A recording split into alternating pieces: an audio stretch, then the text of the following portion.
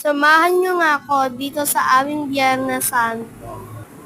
Hi mga ka-chibi! So, ngayon samahan niyo ako sa aming Biyernes Santo. Then, yan nga ay nilakad naman na cruise para sa veneration of the cross.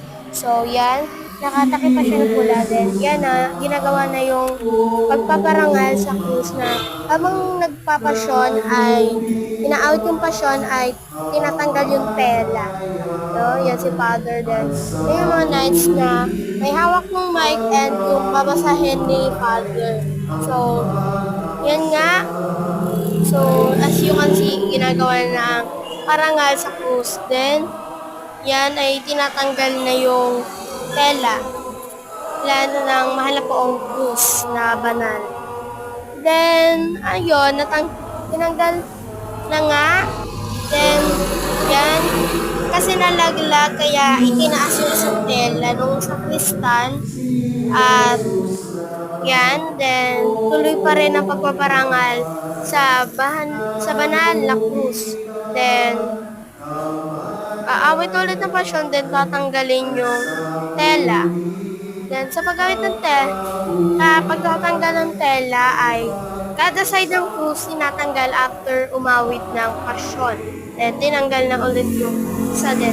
Tinanggal na nga yung tuluyan ng tinanggal yung krus. Then, yan. Nandito na tayo sa mga poon. Yes. Yan. Yan na yung mga poon.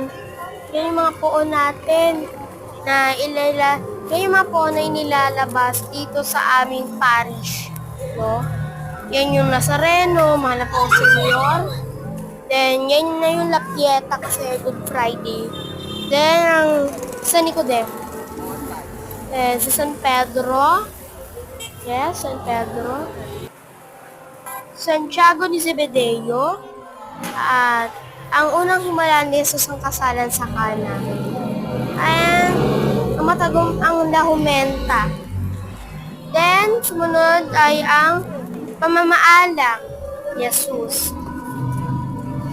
Then, yan na yung huling hapunan. Then, ayan na yung pananalangin ni Jesus sa Jerusalem.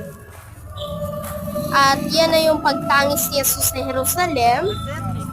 At yan na yung pagdakip.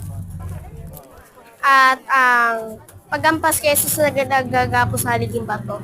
Then yung pagpuputong ng koronang tinit. Then yung ese homo.